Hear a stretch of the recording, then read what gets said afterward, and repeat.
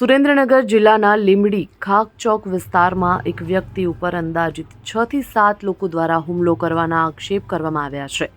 હુમલાની ઘટનામાં ઇજાગ્રસ્ત થયેલ વ્યક્તિને સારવાર માટે લીંબડી સિવિલ હોસ્પિટલ ખાતે ખસેડવામાં આવ્યો હતો.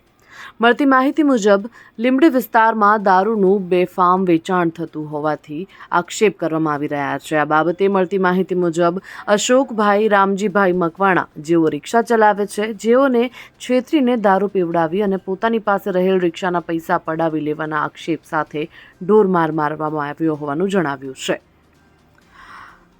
આ વ્યક્તિને ઈજાઓ પહોંચતા તેમને સારવાર માટે હોસ્પિટલમાં ખસેડવામાં આવ્યા હતા. ત્યારે જોવાનું એ રહેશે કે ગાંધીના ગુજરાતમાં દારૂ આવ્યો ક્યાંથી અને આવા સીધા વ્યક્તિને દારૂ પીવડાવવામાં કેમ આવ્યો. અનેક સવાલો ઉઠી રહ્યા છે. હાલ અશોકભાઈના પત્ની લીલાબેન જણાવી રહ્યા છે, આ વિસ્તારમાં વેચાતો દેશી દારૂ બંધ કરવામાં આવે તેવી માંગ સાથે પરિવાર દ્વારા ઉગ્ર સ્વરૂપ ધારણ કરવામાં આવ્યું છે. Bureau report, Gujarat fight news.